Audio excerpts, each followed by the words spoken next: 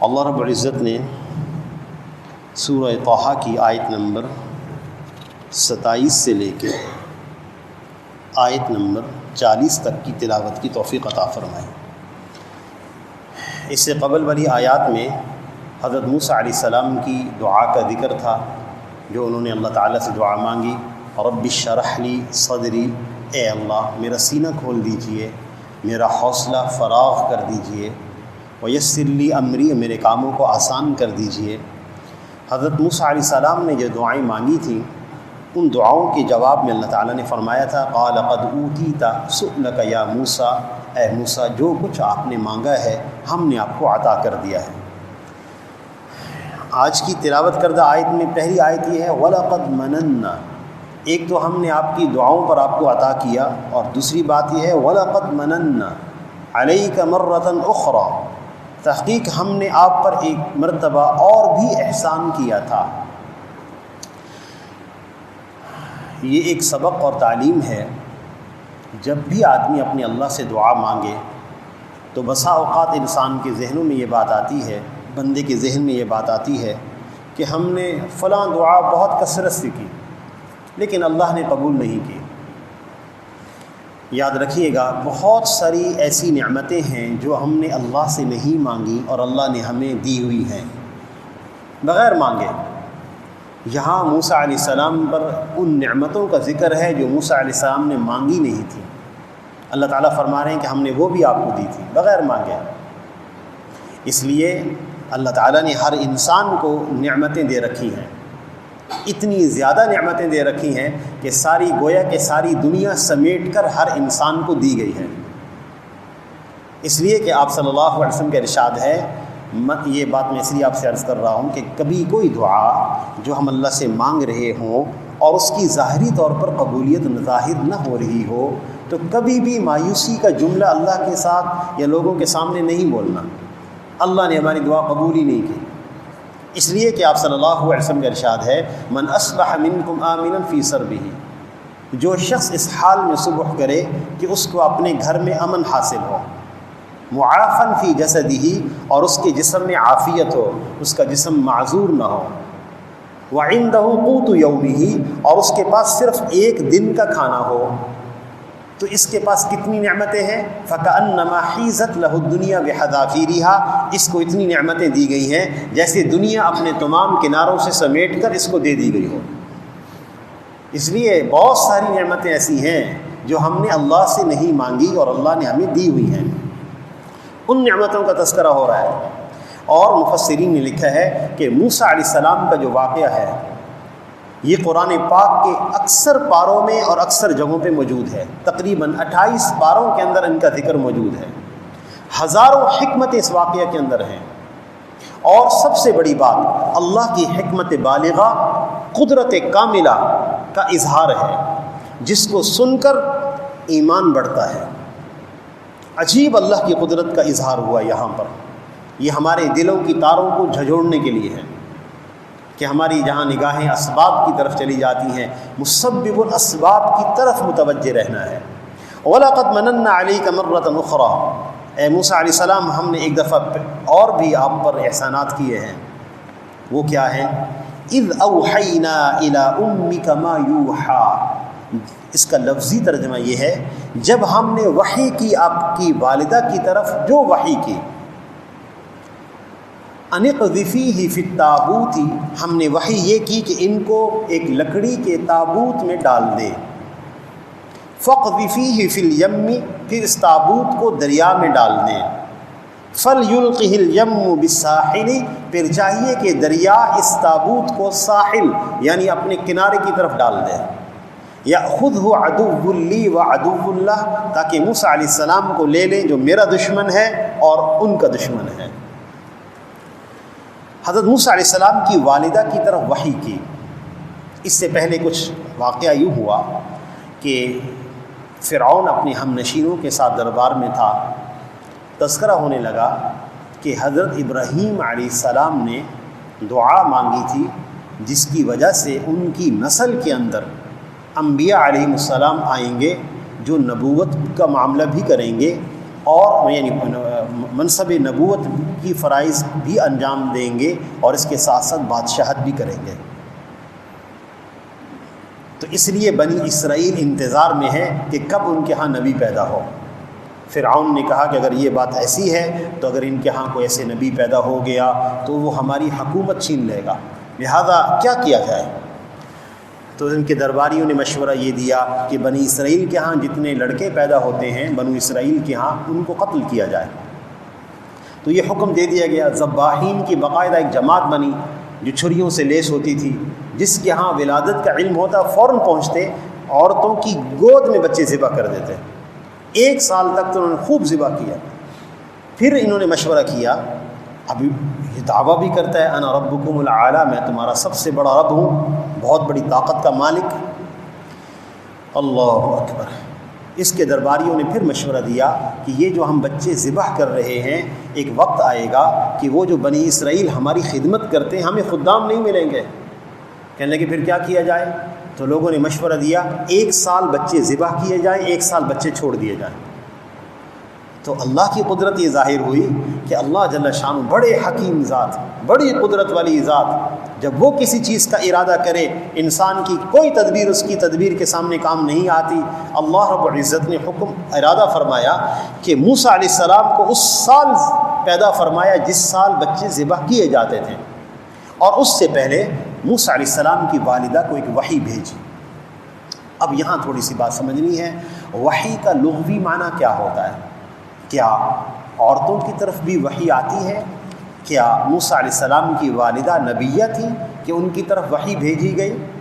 یاد رکھیے، وحی کا لغوی معنی ہوتا ہے اس طرح پیغام مخاطب کو پہنچانا کہ کسی دوسرے کو خبر نہ ہو۔ مخاطب کو اس طرح پیغام پہنچانا کہ کسی دوسرے کو خبر نہ ہو، اس کو وحی کہتے ہیں لغوی اعتبار سے۔ لہذا یہ الہام کی صورت میں بھی ہو سکتی ہے، اللہ تعالیٰ کسی نیک بات کا خیال دل میں جما دیں اور اس کام کے بارے میں انسان کے دل کو مطمئن کر دیں، اس کو الہام کہتے ہیں۔ یہ الحمدللہ آپ نے اپنی زندگی کے اندر بھی اس کا مشاہدہ کیا ہوگا، کسی کام کو کرنے لگے، اللہ جل شانہ کی طرف سے دل میں بات آ گئی کہ انشاءاللہ اس کام میں خیر ہوگی اور برکت ہوگی، اور ہم نے وہ فیصلہ کیا اور ہم نے خیر و برکت کا مشاہدہ بھی کیا۔ کئی واقعات سب کی زندگیوں میں موجود ہیں، اس کو کہتے ہیں الہام۔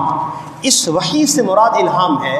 بعض روایات میں کہ موسیٰ علیہ السلام کی والدہ کو خواب میں دکھایا گیا تھا اور وہ الفاظ بھی سنائے گئے، لا تخافی ولا تحزنی، آپ ڈریے مت، غم نہ کیجیے، ان رادوہ الیکی، یہ بچہ ہم آپ کو واپس کر دیں گے، وجاعلوہ من المرسلین، اس بچے کو اللہ کے رسولوں میں سے بنائیں گے، لہذا بے فکر ہو کہ ان کو تابوت کے حوالے کر دینا پیدا ہونے کے بعد۔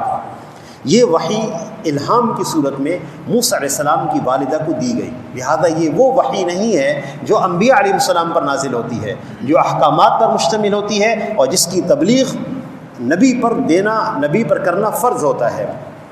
یہ وحی الگ ہے، اس کو الہام کہتے ہیں۔ یہ وحی اللہ پاک پرندوں اور جانوروں کو بھی بھیجتے ہیں۔ وَأَوْحَى رَبُّكَ إِلَى النَّحْلِ، تیرے رب نے شہد کی مکھی کو وحی کی، تیرے رب نے شہد کی مکھی کو وحی کی کہ وہ اس طرح شہد بنائے۔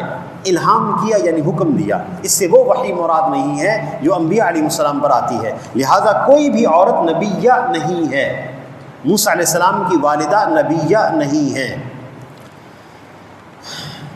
موسیٰ علیہ السلام کی والدہ نے اس الہام اور وحی کے مطابق ان کو تابوت میں بند کیا اور پانی کے اندر بہا دیا، لیکن اللہ کا کرنا ایسا ہوا ان کے دل میں وسوسہ پیدا ہو گیا جو انسان کی فطرتی طبعی بشری کمزوری ہے۔ وَأَصْبَحَ فُؤَادُ أُمِّ مُوسَىٰ فَارِغًا، موسیٰ علیہ السلام کی والدہ کا دل موسیٰ کے علاوہ تمام پریشانیوں سے خالی ہو گیا، صرف موسیٰ علیہ السلام کی پریشانی لگ گئی۔ دل میں وسوسہ آتا تھا کہ یہ تابوت چلا گیا پانی میں، نہ جانے اس کو جانور کھا جائیں گے، چلو میرے سامنے تو ہوتا، میرے سامنے ذبح ہو جاتا، اسی میں خیر تھی، نہ کہ میں نے کسی کے حوالے کر دیا اور جانور اس کو کھا جائیں گے۔ یہ پریشانی کے عالم ان کے اندر کیفیت چلنا شروع ہو گئی۔ تو اللہ جل شانہ نے انہوں نے آگے اگلی آیات میں آ رہا ہے کہ اللہ تعالیٰ نے جو ہے ان کی والدہ سے یہ بات بھی کہی تھی کہ ان رادوہ الیک وجاعلوہ من المرسلین، ہم آپ کو یہ بچہ واپس بھی کریں گے، یہ آپ کی گود میں واپس آئے گا، لیکن وسوسہ کی وجہ سے وہ بات بھول گئی۔ پریشانی میں مبتلا ہو گئی۔ وَأَلْقَيْتُ عَلَيْكَ مَحَبَّةً مِّنِّي، اور اے موسیٰ ہم نے آپ کے اوپر اپنی طرف سے خاص محبت کی چادر اڑا دی۔ حضرت موسیٰ علیہ السلام کو اللہ نے یہ شان اس وقت صغر سنی میں دے دی تھی کہ جو ان کو دیکھتا ان سے محبت کرنے لگ جاتا۔ وَلِتُصْنَعَ عَلَىٰ عَيْنِي، وَلِتُصْنَعَ یہ صیغہ صنعت سے ہے، اور صنعت کہتے ہیں پرورش کرنا، جیسے کہتے ہیں صنعت فرسی، میں نے اپنے گھوڑے کی پرورش کی۔ وَلِتُصْنَعَ عَلَىٰ عَيْنِي، اور تاکہ خاص آپ ہماری نگہبانی میں پرورش پائیں، یہ اللہ کا حکم تھا۔ تو موسیٰ علیہ السلام کا تابوت جب پانی میں چلا، اللہ کے حکم سے وہ تابوت ایک کنارے کی طرف پہنچا تو وہاں فرعون کی بیوی آسیہ بنت مزاحم کی خادمائیں کام کر رہی تھی، کپڑے وغیرہ دھو رہی تھی دریا کے کنارے۔ انہوں نے ایک تابوت آتا ہوا دکھائی دی، اس کو اٹھا لیا۔ اچھا، پھر ان کے دل میں بات آئی کہ اس تابوت کو کھولے، لیکن فوراً اگلی بات آئی کہ کہیں آسیہ بنت مزاحم جو ملکہ ہیں وہ ناراض نہ ہو جائیں کہ میرے حکم کے خلاف تابوت کیوں کھولا گیا، مجھے کیوں نہیں دکھایا گیا پہلے۔ وہ تابوت اٹھا کر آسیہ بنت مزاحم کے پاس لے آئی۔ جیسے وہ تابوت کھولا تو موسیٰ علیہ السلام سامنے تھے، ان پہ نگاہ پڑ گئی۔ جیسی نگاہ پڑی، اللہ نے موسیٰ علیہ السلام کی محبت آسیہ بنت مزاحم جو ملکہ فرعون تھی اس کے دل میں پیدا کر دی۔ انہوں نے اچھا ذباحین کی جماعت نے سنا کہ موسیٰ علیہ السلام ایک بچہ ہمارے محل میں آیا ہے، تو وہ دوڑے چلے آئے ذبح کرنے کے لیے۔ تو آسیہ بنت مزاحم نے کہا کہ نہیں، جب تک میں یہ بچہ فرعون کے سامنے پیش نہ کر دوں اور اس کا کوئی فیصلہ نہ ہو جائے اس وقت تک ہم اس کو ذبح نہیں کر سکتے۔ تو فرعون کے پاس اٹھا کے اس بچے کو لے کر آئیں اور فرعون کے سامنے پیش کیا، اور یہ الفاظ تھے ان کے، اللہ وقالت امرأۃ فرعون قرۃ عین لی، ملکہ فرعون نے فرعون کے سامنے بچے کو پیش کیا اور کہا یہ بچہ میری اور آپ کی آنکھوں کی ٹھنڈک کا سبب ہوگا، لا تقتلوہ، تم اس کو قتل نہ کرو۔ تو فرعون نے فوراً کہا یہ تیری آنکھوں کی ٹھنڈک کا سبب ہو سکتا ہے، میری آنکھوں کی ٹھنڈک کا سبب نہیں ہے۔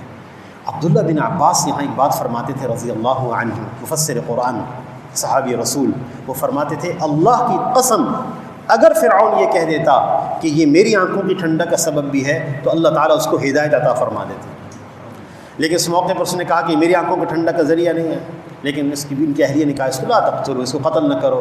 اللہ نے چونکہ محبوبیت کی شان دے دی تھی، جو دیکھتا محبت کرنے لگ جاتا، تو فرعون مجبور ہو گیا، اس نے روک دیا کہ قتل نہ کیا جائے۔ اب کیا کیا جائے معاملہ؟ اچھا، اب حکم دیا گیا کہ اب محل کی عورتیں ان کو دودھ پلائیں، چھوٹے بچے کو۔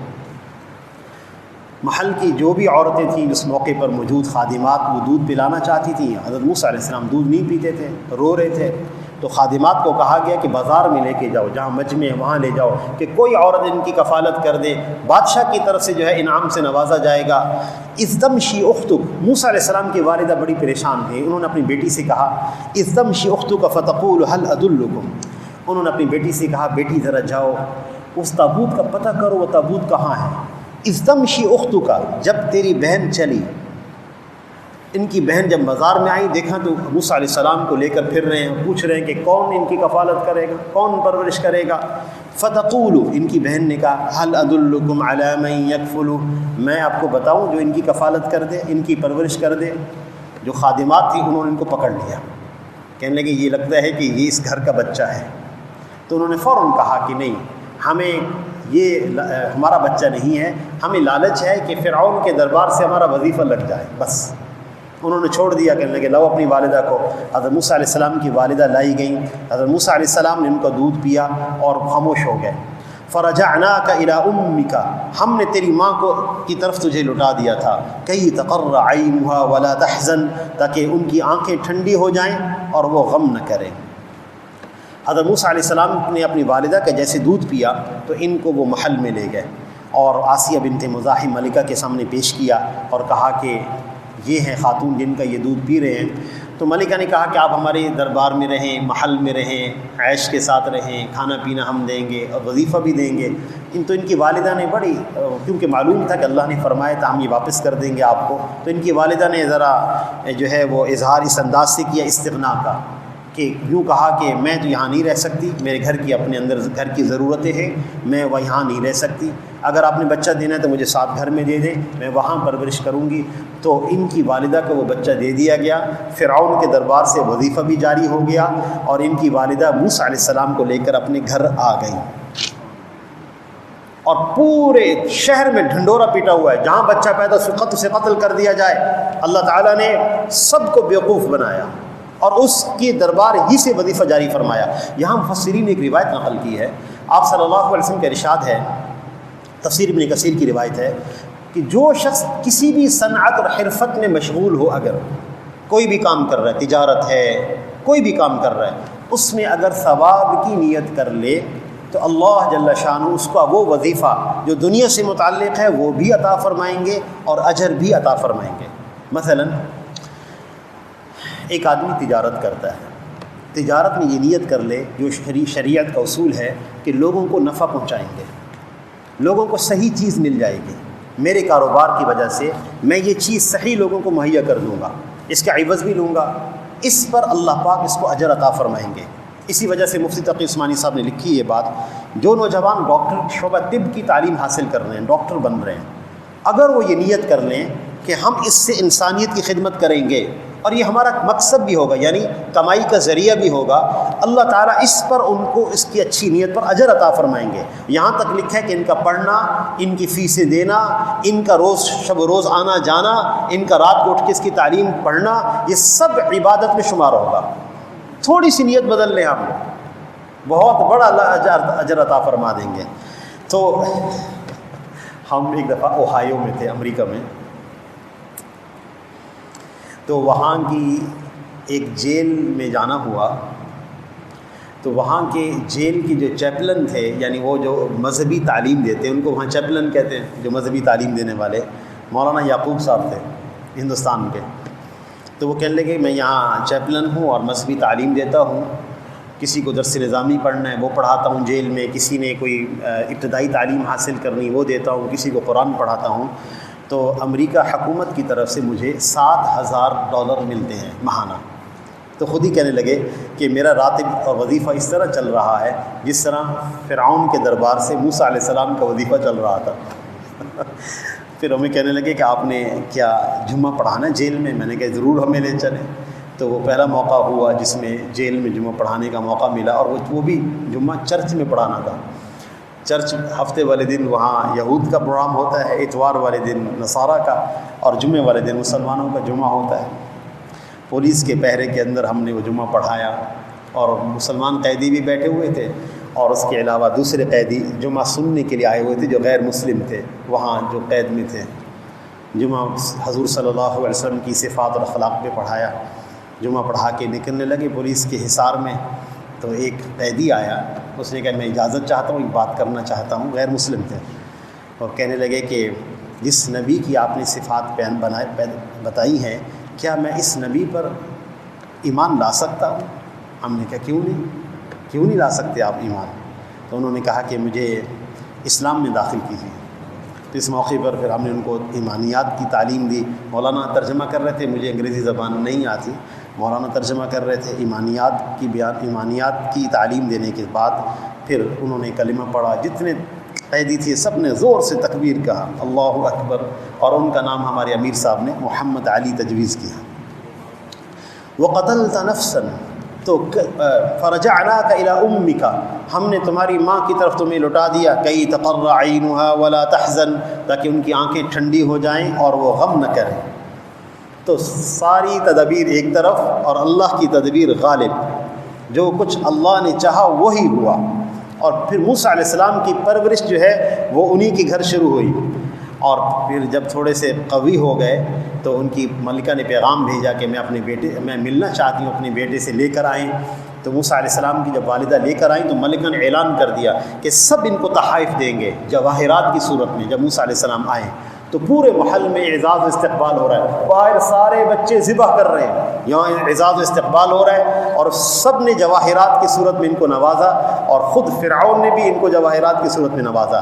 اسی وقت جب فرعون نے گود میں لیا تو موسیٰ علیہ السلام نے داڑھی پکڑ کے زور سے تماچا ان کے منہ پہ مارا۔ اس وقت فرعون نے کہا کہ یہ بچہ مجھے غیر معمولی معلوم ہوتا ہے، یہ وہ بچہ نہیں ہے جس کا قصہ پہلے گزر چکا۔ انشاءاللہ مزید اس پر ہم بات کرتے رہیں گے۔ اللہ ہم سب کو عمل کی توفیق عطا فرمائے۔ وآخر دعوانا ان الحمد للہ رب العالمین۔